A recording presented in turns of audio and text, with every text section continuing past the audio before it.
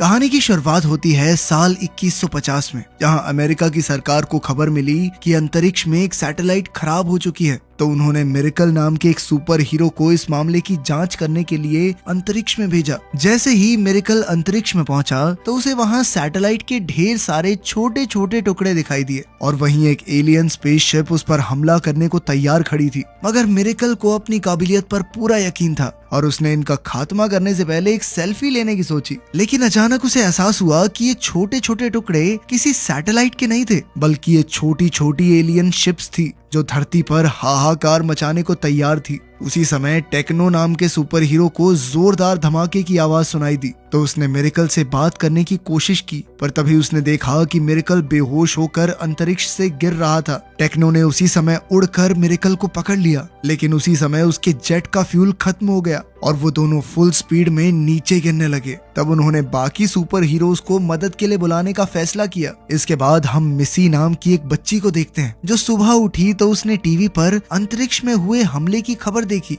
असल में उसके पिता मार्को हीरोइक्स ग्रुप के लीडर थे। अब मिसी ने उन्हें इस युद्ध में लड़ने से साफ मना कर दिया। दरअसल मिसी की मां के जाने के बाद मार्को ने अपनी बेटी से वादा किया था कि अब वो किसी युद्ध में हिस्सा नहीं लेगा, बल्कि सिर्फ हेडक्वार्टर्स में रहकर अपना काम करेगा। मार्को ने फिर से मिसी से यही वादा किया और उसे स्कूल छोड़ने के बाद हीरोइक्स हेडक्वार्टर में पहुंचा। वहां की डायरेक्टर मिसेस ग्रेनाडा ये फैसला करने वाली थी कि एलियंस का मुकाबला करने के लिए उन्हें किन हीरोज को भेजना चाहिए। उसने सोचा कि शार्क बॉय और लावा गर्ल इस काम के लिए सही रहेंगे, मगर जब मार्को ने बताया कि एलियंस की स्पेसशिप की तादाद उनकी सोच से बहुत ज्यादा है तो ग्रेनाडा ने धरती के सभी सुपर हीरोज को एक साथ भेजने का फैसला किया। ग्रेनाडा चाहती थी कि मार्को भी इस टीम का हिस्सा बने, पर मार्को ने ऐसा करने से मना कर दिया क्योंकि उसने अपनी बेटी से वादा जो किया था। मगर वो ये भी जानता था कि इस हालत में उसे अपनी नहीं बल्कि दुनिया की सुरक्षा के बारे में सोचना चाहिए। आखिरकार वो राजी हो गया और उसने अपनी खास कटाना निकाल ली।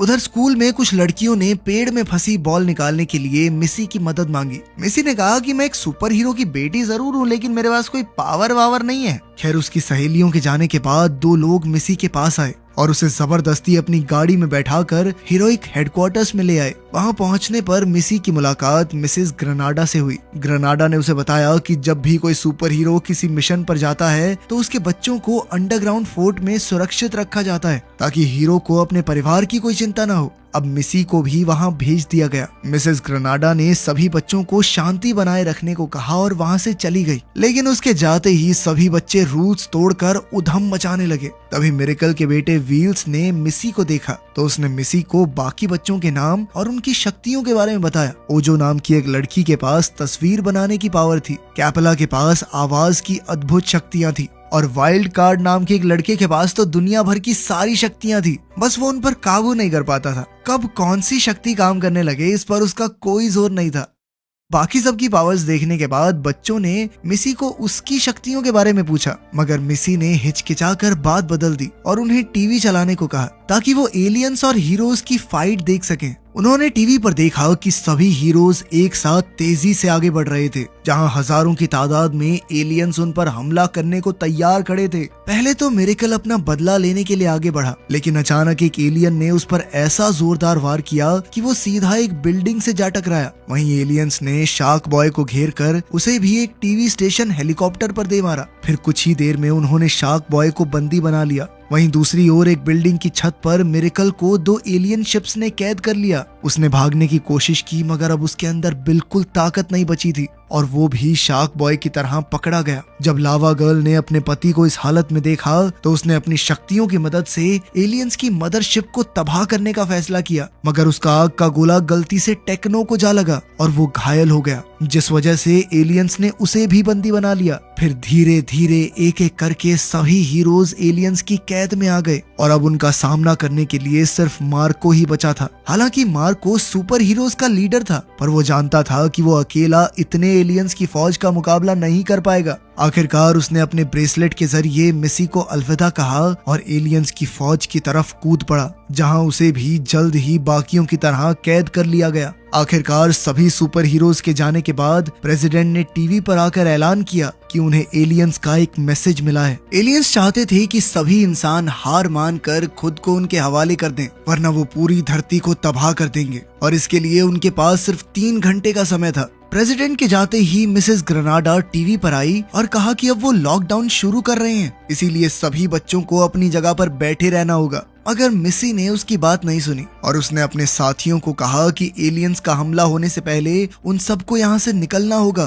तब वाइल्ड कार्ड ने उससे पूछा कि वो कैसे जानती है कि एलियंस यहाँ हमला करने वाले हैं। तो मिसी ने उन्हें ओजो की बनाई तस्वीर दिखाई। असल में जब व्हील्स उसे सबकी शक्तियों के बारे में बता रहा था तो ओजो की बनाई हुई सारी तस्वीरें सच साबित हुई थी। तब मिसी ये समझ गई थी कि ओजो अपनी तस्वीरों से भविष्य बता सकती है। आखिरकार मिसी ने सबको दिखाया कि एलियंस वेंटिलेशन डक्ट के जरिए इस कमरे में घुसने वाले हैं, इसीलिए उन्हें जल्द से जल्द यहाँ से निकलना होगा। मगर वो लॉकडाउन में थे, इसलिए ये काम इतना आसान नहीं था। उन्होंने सोचा कि वो गार्ड्स को एलियन के हमले के बारे में बता देंगे, लेकिन गार्ड्स ने कुछ बच्चों की बातों पर यकीन कहाँ करना था। तब मिसी ने गप्पी को गार्ड्स से निपटने का जिम्मा दिया। असल में गप्पी शार्क बॉय और लावा गर्ल की बेटी थी और उसके पास जबरदस्त ताकत के साथ साथ बेहतरीन फाइटिंग स्किल्स भी थी। इसके अलावा वो पानी और बाकी लिक्विड्स को भी काबू कर सकती थी। गप्पी ने लगभग सारे गार्ड्स को चित कर दिया और आखिर में जो एक बचा था उसे नूडल्स ने अपनी इलास्टिक पावर से बेहोश कर दिया। फिर उन्होंने गार्ड्स का एक्सेस कार्ड ले लिया, पर इसी दौरान एक गार्ड ने उठकर इमरजेंसी बटन दबा दिया, जिससे सभी दरवाजों पर अपने आप ताले लग गए और हेडक्वार्टर्स में सबको खबर पहुंच गई। अब वो कुछ नहीं कर सकते थे और कुछ ही पलों में एलियंस पाइपलाइंस के जरिए वहां घुस आए और वाइल्ड कार्ड को पकड़ लिया। वाइल्ड कार्ड को बचाने के लिए मिसी ने रिवाइंड को समय में पीछे जाने को कहा और ऐसा करते ही व्हील्स ने सिक्योरिटी गार्ड को अलार्म बजाने से रोक दिया और वो सब एलियंस के आने से पहले वहां से भाग निकले। बाहर नूडल्स अपने शरीर को बड़ा करके एक आदमी जैसा बन गया, लेकिन जल्द ही बाकी बच्चे पहचाने गए और गार्ड्स ने बाहर जाने का दरवाजा बंद कर दिया। अब उनके पास भागने का कोई रास्ता नहीं था, तो वाइल्ड कार्ड ने छत के छेद की ओर इशारा किया। तब मिसी ने कैपला को अपनी धीमी आवाज का इस्तेमाल करने को कहा ताकि हेडक्वार्टर्स का स्टाफ हवा में उड़ने लगे। ऐसा करते ही सभी बच्चे इन लोगों को सीढ़ियां बनाकर छत पर पहुंच गए। फिर उन्होंने चुराए हुए एक्सेस कार्ड के जरिए एक केबल कार निकाली और जल्द ही बिल्डिंग से बाहर निकल गए। लेकिन बाहर जाते ही उन्होंने हेडक्वार्टर्स के कई एम्प्लॉयज को देखा जो उनका रास्ता रोके खड़े थे। अब उनसे बचने के लिए कैपला ने अपनी शक्तियों की मदद से केबल कार को हवा में उड़ा दिया, लेकिन अब वो तेजी से एक बिल्डिंग से टकराने वाले थे और कैपला केबल कार की दिशा भी नहीं बदल पा रही थी। तभी ऐन वक्त पर नूडल्स बाहर आया और एक पोल के साथ लटक कर केबल कार को घुमा दिया। फिर कुछ देर आगे बढ़ने के बाद कैपला को सांस लेने में परेशानी होने लगी, तो उन सब ने एक जगह छुपने का फैसला किया। तब मिसी ने आइडिया दिया कि उन्हें उसकी दादी अनीता के घर चले जाना चाहिए। वो सब वहाँ पहुँचने ही वाले थे कि अंत में कैपला की आवाज बिल्कुल बंद हो गई और वो तेजी से नीचे जाते हुए सीधा अनीता के गार्डन में जा गिरे। उनसे मिलने के बाद अनीता ने कहा कि एलियंस का हमला होने में सिर्फ 2 घंटे बाकी हैं, इसीलिए उन्हें अभी से तगड़ी ट्रेनिंग शुरू करनी होगी, क्योंकि अब धरती की सुरक्षा का जिम्मा उनके ही कंधों पर था। जल्द ही उनकी ट्रेनिंग शुरू हो गई और इधर मिसेस ग्रेनाडा को मिसी के खास ब्रेसलेट के बारे में पता चला, तो उसने इसे ट्रैक करके उसकी असली लोकेशन का पता लगा लिया। उधर वो सुपर हीरोज के बच्चे अपनी फाइटिंग स्किल्स के साथ साथ एक टीम की तरह लड़ने पर भी काम कर रहे थे। अब एलियंस का हमला होने में सिर्फ 1 घंटा बाकी था और तभी ग्रेनाडा के भेजे हेलीकॉप्टर्स वहां आ पहुंचे, जिसके बाद सभी बच्चे खुफिया सुरंग के रास्ते से फरार हो गए। वहीं अनीता बाकी सबका ध्यान भटकाने के लिए वहीं रुक गई। अब सुरंग में मिसी ने ओजा का आईपैड लिया और उसकी टॉर्च के जरिए आगे का रास्ता ढूंढा। वो एलियंस की मदरशिप तक पहुंचने का प्लान बनाना चाहती थी, पर तभी ओजो की बनाई तस्वीरें देखकर उसे एहसास हुआ कि एक स्पेसशिप तो उसके आसपास ही मौजूद है। कुछ ही देर में उन्होंने पास में ही मौजूद स्पेसशिप को ढूंढ निकाला। अब उन्होंने छुपकर एलियंस के बाहर आने का इंतजार किया और फिर जल्दी से शिप की तरफ भागे। लेकिन इससे पहले कि वो शिप तक पहुंच पाते, एलियन को इस बात की भनक लग गई और वो अपनी स्पेसशिप की ओर भागा। वो एक बच्चे को पकड़ने ही वाला था कि ऐन वक्त पर नूडल्स ने अपनी बाजू लंबी करके उसे मौत के मुंह से बचाया। फिर एलियन के शिप तक पहुंचने से पहले ही वो दरवाजा बंद करके अंतरिक्ष की ओर निकल गए। कुछ समय का सफर तय करने के बाद वो मदरशिप में पहुंच गए और उन्होंने अपने माँ बाप को ढूंढने का फैसला किया। लेकिन जाने से पहले व्हील्स ने कहा कि मिसी के ब्रेसलेट पर एक ट्रैकर है और इसी के जरिए ग्रेनाडा को उनकी लोकेशन का पता चला था। अब उन्हें भी मार्को की लोकेशन का पता लगाना होगा। कुछ देर बाद अपने माँ बाप को ढूंढते हुए अचानक उन्हें जमीन के नीचे से कुछ अजीब सी आवाज सुनाई देने लगी। उसी पल अचानक से एलियंस जमीन तोड़कर उन पर हमला करने आ गए। सभी बच्चे घबराकर आगे दौड़े, जहां उन्हें एक दरवाजा मिला। आखिरकार वो शिप के बीचों बीच जा पहुंचे थे, जहां एक बड़ा सा पिरामिड मौजूद था। उन्होंने देखा कि यूएसए का प्रेसिडेंट वहां घूमते हुए कुछ और लोगों से एलियन के हमले की बातचीत कर रहा था। प्रेसिडेंट के जाने के बाद ग्रेनाडा उनके पीछे से बाहर आई और सभी बच्चों को उनकी बहादुरी की शाबाशी दी। ग्रेनाडा ने कहा कि उनके भागने के कुछ ही मिनटों बाद एलियंस ने हेडक्वार्टर्स पर हमला किया था। अगर वो भागते नहीं तो वो उसी वक्त पकड़े जाते। ये सुनकर सभी बच्चे काफी खुश हुए, पर तभी व्हील्स ने देखा कि ग्रेनाडा के शरीर के वाइटल्स आम इंसानों जैसे नहीं थे। साथ ही ओजो ने एक तस्वीर दिखाई जिसके मुताबिक ग्रेनाडा भी एक एलियन थी। उसी समय प्रेसिडेंट ने आकर ग्रेनाडा से कहा कि बच्चों को सच पता चल चुका है। तब ग्रेनाडा ने अपना असली रूप दिखाया और सभी बच्चों को गिरफ्तार करने का हुक्म दिया। इसके बाद उन सबको पकड़कर एक कड़ी सिक्योरिटी वाली जेल में बंद कर दिया गया। अब उन्हें किसी भी हालत में यहाँ से बाहर निकलना था, इसलिए उन्होंने गप्पी की शक्तियों का इस्तेमाल करने का फैसला किया। मगर इस जेल में कहीं भी पानी नहीं था, इसीलिए वो कुछ नहीं कर सकती थी। तब मिसी ने अपने सभी दोस्तों को रोने को कहा ताकि गप्पी उनके आंसुओं का इस्तेमाल कर सके। मिसी ने सबको ये सोचने को कहा कि जरा सोचो अगर तुम अपने माँ बाप से कभी दोबारा मिल ही ना पाओ, जिसके बाद सभी बच्चे उदास होकर रोने लगे। फिर मिसी ने उन सबके आंसू इकट्ठा करके गप्पी को दे दिए और गप्पी ने उसकी मदद से जेल के दरवाजे की चाबी बनाई। आखिरकार वो आजाद होकर बाहर निकल आए और अब एलियंस के हमले में सिर्फ 18 मिनट बाकी थे। मिसी ने सबको उसी बड़े पिरामिड के पास चलने को कहा ताकि वो जल्द से जल्द इस हमले को रोक सके। मगर वाइल्ड कार्ड इससे बिल्कुल सहमत नहीं था और उसने कहा कि सबसे पहले उन्हें अपने माँ बाप को आजाद करवाना चाहिए ताकि वो एलियंस का मुकाबला कर सकें। वाइल्ड कार्ड मिसी के साथ जाने को तैयार नहीं था, इसीलिए वो फेस मेकर को अपने साथ लेकर निकल पड़ा। फेस मेकर के पास किसी भी तरह का चेहरा बदलने की शक्ति थी। खैर थोड़ी दूर जाने के बाद वो एक कॉरिडोर में पहुंच गए और जल्द ही उनमें बहस शुरू हो गई, जिसके बाद वो दोनों अलग अलग रास्तों पर निकल पड़े। इधर ग्रेनाडा ने उन्हें कैमरास से लड़ते हुए देख लिया था और उसने वाइल्ड कार्ड को पकड़ने का फैसला किया क्योंकि उसका अपनी शक्तियों पर काबू नहीं था, यानी वो गलती से पूरी स्पेसशिप को भी तबाह कर सकता था। उधर वाइल्ड कार्ड अपनी अलग अलग शक्तियों से दरवाजे खोलने की कोशिश कर रहा था, पर जल्द ही ग्रेनाडा और उसके आदमियों ने उसे पकड़ लिया और उसे इंटेरोगेशन रूम में ले गए।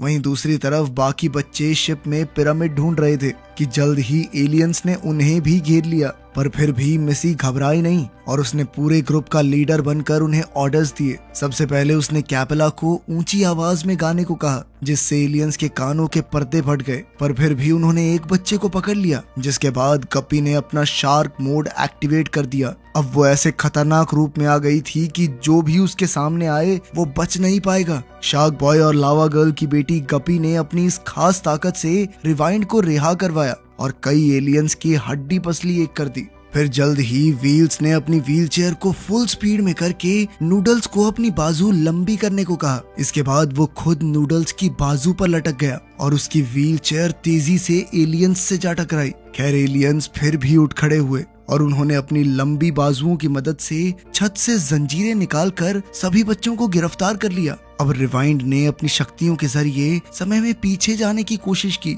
लेकिन हथकड़ियों के कारण वो ऐसा कर नहीं सका। तब अपने भाई की मदद के लिए फॉरवर्ड ने अपनी शक्ति उसके साथ मिला दी और वो दोनों मिलकर समय में थोड़ा पीछे चले गए और इस बार नूडल्स ने छत से जंजीरें निकालकर एलियंस को ही बांध दिया। आखिरकार वो सब उसी बड़े से पिरामिड वाले कमरे में पहुंच गए जहां से व्हील्स इस स्पेसशिप का सेंट्रल कंट्रोल रीप्रोग्राम करने वाला था। लेकिन इससे पहले कि वो कुछ भी कर पाता, अचानक से पिरामिड के चारों ओर एक अदृश्य सुरक्षा कवच बन गया ताकि वो उसके कंट्रोल सेंटर तक ना पहुंच सके। नूडल्स को समझ नहीं आया कि यहाँ पे तो कोई है ही नहीं, तो ये किसने किया। तब उसके पीछे से आवाज आई और ये कोई और नहीं बल्कि ओजो थी। फिर ये खुलासा होता है कि ओजो भी असल में एक एलियन थी। उधर ग्रेनाडा अपने आदमियों के साथ इंटेरोगेशन रूम में आई और वाइल्ड कार्ड से उसके ग्रुप के मिशन के बारे में पूछताछ करने लगी, लेकिन वाइल्ड कार्ड मुंह खोलने को राजी नहीं था। उसी समय लाउड स्पीकर से वाइल्ड कार्ड की आवाज आई और उसने कहा कि वो कमांड रूम में पहुंच चुका है। तब ग्रेनाडा को कुछ समझ नहीं आया और उसे लगा कि शायद ये कोई मजाक हो रहा है, पर सच तो ये था कि उसके सामने बैठा बच्चा वाइल्ड कार्ड नहीं बल्कि फेस मेकर था। असल में अपने ग्रुप से अलग होने के बाद वाइल्ड कार्ड और फेस मेकर ने कपड़े बदल लिए थे और फिर वो सिक्योरिटी कैमरा देखकर जानबूझकर उसके सामने लड़े। उस समय ग्रेनाडा को एहसास ही नहीं हुआ कि उन दोनों का चेहरा एक जैसा था। वो गलती से फेस मेकर को पकड़ लाई थी, जबकि वाइल्ड कार्ड तो कंट्रोल रूम में पहुंच चुका था।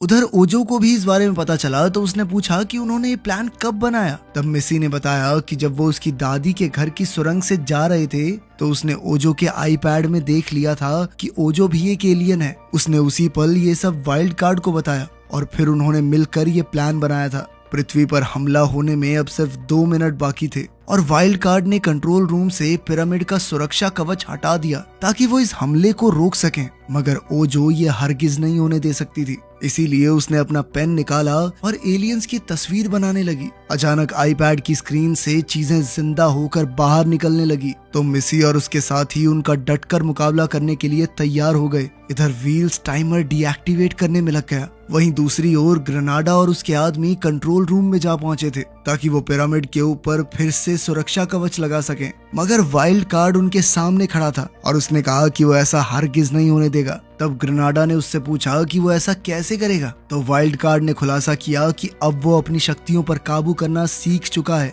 अब वाइल्ड कार्ड ने उड़कर एलियंस को बिजली के जोरदार झटके दिए और फिर ग्रेनाडा को बर्फ में कुल्फी की तरह जमा दिया। इधर पिरामिड के पास मिसी और उसकी टीम अलग अलग दिशाओं में फैल गई और मिसी ने गप्पी को पानी से निंजा स्टार्स बनाने को कहा। फिर मिसी ने नूडल्स को अपनी बाजुओं से गुलेल बनाने को कहा ताकि वो ओजो के बनाए हुए राक्षसों पर निंजा स्टार्स से हमला कर सकें। अब गप्पी के पास पानी खत्म हो चुका था तो व्हील्स ने बताया कि ये पिरामिड लिक्विड मेटल से बना है। तब गप्पी ने उसके इस्तेमाल से एक भयंकर शार्क बनाई जो एक ही बार में 2 राक्षसों को जिंदा चबा गई, मगर ओजो भी हार मानने वालों में से नहीं थी। इसीलिए उसने और राक्षस बनाने शुरू कर दिए। अब इनका मुकाबला करने के लिए मिसी ने नूडल्स को खाई के ऊपर एक रस्सी बनाने को कहा और खुद उस पर चलने लगी ताकि राक्षस उसके करीब आए। जैसे ही राक्षस रस्सी पर चढ़े तो मिसी ने नूडल्स को हाथ छोड़ने को कहा और वो खुद राक्षसों के साथ खाई में गिरने लगी, मगर ऐन वक्त पर नूडल्स की लंबी बाजू ने उसे पकड़कर ऊपर खींच लिया। आखिरकार सब सुरक्षित थे और फिर व्हील्स ने टाइमर बंद करने के लिए नूडल्स को एक सर्किट प्लेट दी और उसे पिरामिड के सबसे ऊपर मौजूद इग्निशन चेंबर में लगाने को कहा, लेकिन ओजो ने उसे रोकने के लिए एक राक्षस की बाजू बनाकर उसके हाथ से सर्किट बोर्ड गिरा दिया और वो सीधा खाई में जा गिरा। तब नूडल्स ने अपनी लंबी बाजुओं के जरिए उसे पकड़ने की कोशिश की, लेकिन आखिर तक उस तक पहुंच नहीं पाया। फिर एक लड़का उसे उठाने के लिए खुद खाई में कूद गया। इधर हमला शुरू होने में सिर्फ 40 सेकंड बाकी थे, पर उस लड़के ने खाई में जाकर सर्किट उठा लिया। लेकिन अब उनके पास इस लड़के को वापस ऊपर लाने का तरीका नहीं था तो मिसी ने वाइल्ड कार्ड से बात की और उसे टेलीपोर्ट होकर वहां आने को कहा। कुछ ही पलों में वाइल्ड कार्ड वहां पहुंचकर उस लड़के को खाई से बाहर ले आया। आखिरकार ऐन वक्त पर नूडल्स ने चेंबर में सर्किट लगा दी और उसी पल पूरी मदरशिप बुरी तरह हिलने लगी। अचानक पिरामिड के बीचों बीच एक छेद खुल गया और उसमें से उन सबके माँ बाप बाहर आए। बच्चों को कुछ समझ नहीं आ रहा था तो मिसी ने ओजो से पूछा। तब ओजो ने खुलासा किया कि ये पूरा एलियन हमला सिर्फ एक टेस्ट था ताकि वो ये देख सकें कि सभी बच्चे एक टीम में रहकर ढंग से रह पाएंगे कि नहीं। साथ ही ये उनके लिए एक ट्रेनिंग सेशन था ताकि वो भविष्य में हीरोज के तौर पर ऐसी मुश्किलों का सामना कर सकें। आखिरकार ओजो ने कहा कि वो सब टेस्ट में पास हो चुके हैं और फिर उसने मिसी और उसकी टीम के साथ मिलकर पूरी दुनिया में कमजोरों की मदद करने का फैसला किया। इसी डील के साथ खाई के ऊपर जमीन आ गई और अंत में सभी बच्चों ने खुशी खुशी अपने माँ बाप को गले लगा लिया। वीडियो पसंद आई तो लाइक कर देना, चैनल को सब्सक्राइब कर लेना। मिलते हैं अगली वीडियो में।